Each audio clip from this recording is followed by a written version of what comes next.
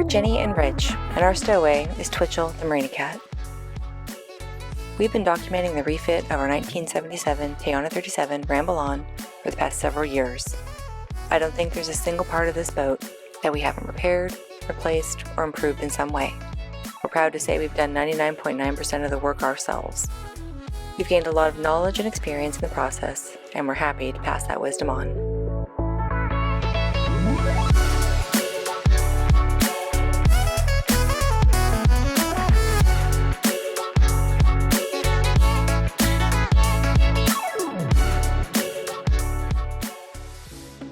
We're at Svenson's Bay Marine in Alameda.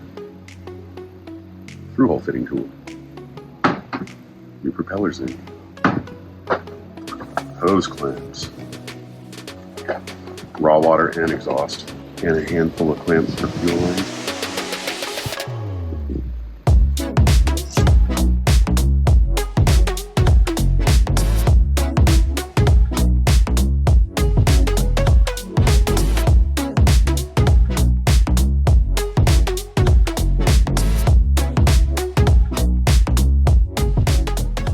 So this is the exhaust outlet, and it looks like it's about 1 3/4 hose.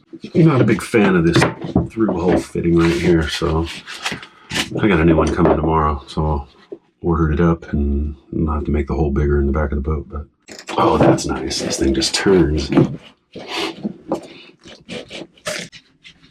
I don't know why somebody would go to the effort to weld up a reducing fitting here rather than just plumb the next 2 feet in the same size pipe and change the actual thru-hull fitting. Got this end out.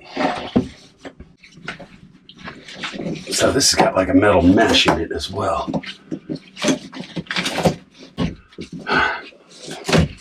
Alright, so that's lovely. It's actually like an 1.5 inch diameter outlet. So talk about back pressure on the system. Oh, of course. Oh, that thing's just about seized on there.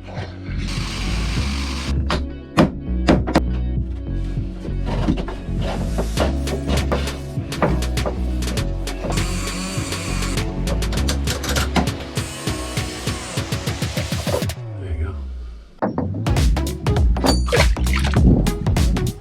All right.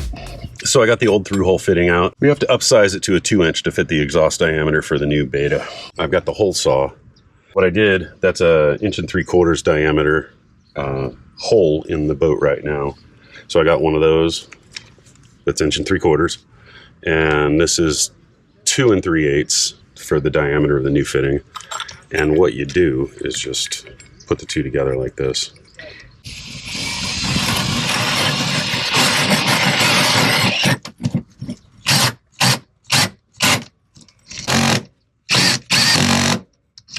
Jesus. There it is. Cool. What do you mean? Oh, that's scary. Wow. How'd that fall out of my pocket? Like that? Yes. I think it fell by the keel, but who knows how it flutters.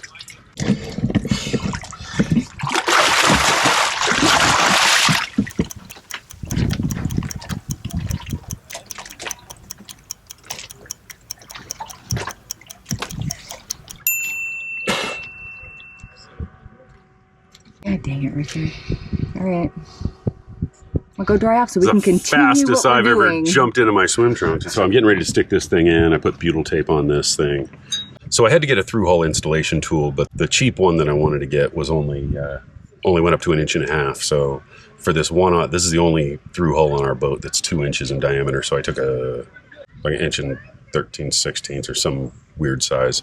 I went to an auto parts store and found an $11 socket, and then I just ground little notches in it to fit the thru-hull. So this is the thru-hull installation tool that Jenny's going to be holding on to while I tighten the nut from the inside of the boat. So I had to make a temporary backing plate out of starboard, and Jenny's going to pop that thru-hull fitting through right now. Go ahead, Jen.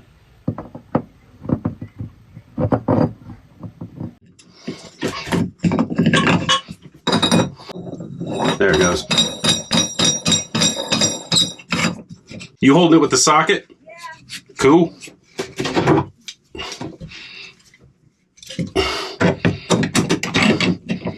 So we're working on the wet exhaust system now. I ordered a Vetus wet muffler and it didn't fit, so it looks like I'm going to have to use the old wet exhaust muffler from the Perkins. I did some calculations on the volume and I want to double check it, but it seems like we're going to have a little extra holding capacity from what I calculated on the length of the exhaust run. So what you got to do is basically take the pipe, how long it is out to the back of the boat, and calculate that length. You can calculate the volume of the pipe depending on how big it is, or the hose, whatever, and calculate the volume of water. And then talking to the guys at Beta, you basically divide that in half because half of that is exhaust gases. So your typical wet exhaust system is 50% of the total volume of the pipe. So I did some quick calculations and it looks like I've got about a little over 3 liters of water in the hose.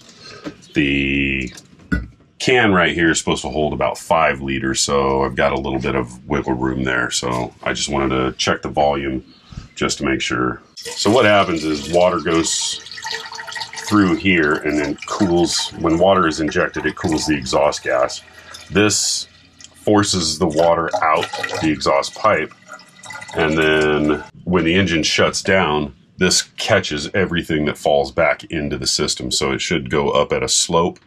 And one of the things that I'm adding here is also a plastic gooseneck. So this goes to the through-hull fitting that we just installed, and then the exhaust goes up into here. And what this does is this is more of a safety zone for following seas. Anything that gets shoved up the tailpipe, you're not going to fall for the banana in the tailpipe, is going to end up having to go up into here. I think it's baffled, and it helps slow down any water infiltration coming into the exhaust system. So it gives you a little extra holding capacity for following seas. Just a sneak over 4. So 4 liters, I got an extra liter of, so about a quart US extra holding capacity in here based on my calculations for the exhaust hose length. So our old system was like this. So we had the wet muffler here. It had about a 32-inch rise and then a slight slope out to the through-hull fitting. And there was a restriction here that went from 1 7/8 hose to 1.5 inch hose. And then the new system is going to go like this with a rise up to the gooseneck fitting, that plastic gooseneck fitting I showed you, and then out the through-hull fitting. So the gooseneck is 16 inches high. So the total rise, it's still 32 inches or so to get out, 30 inches to get out the back.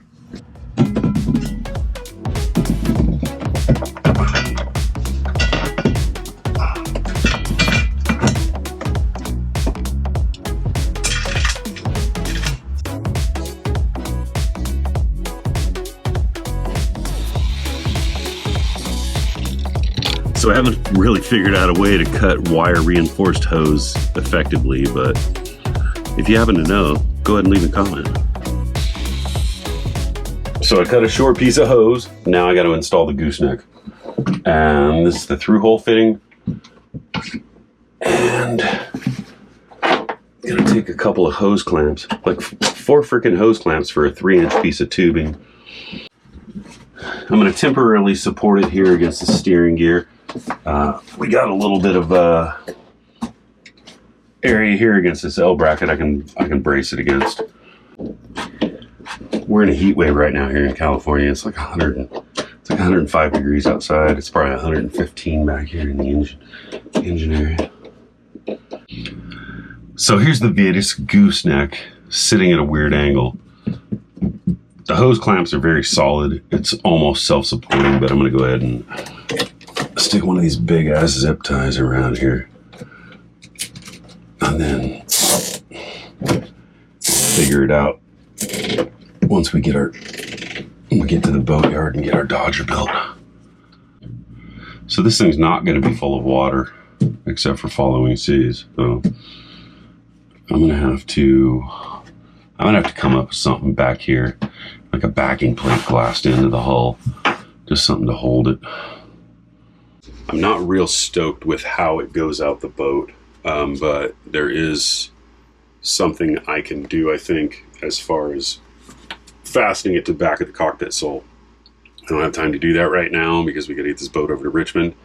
So I think in the interim, I'm just going to create my own gooseneck out of the hose that goes up and down and out, and then just secure it somewhere up there with zip tie or something. I'll figure out something to fasten it and at least hold it in place for till we get motored out. I was thinking about glassing in putting a strip of wood glassed in right here, closer to center line, at least where you can cut off this 90-degree elbow and then route it straight into it'll actually come out of the bottom and out to the through hull. It'll come up into this thing and then drop down here. So it actually looks like it's flowing backwards, but it's not. But anyway, that was the thought, but I don't have time to wait for glass to cure. I gotta get this engine fired. Finishing up the high temperature exhaust wrap. Go ahead and give it some throttle. Like all the way forward. Okay. Good.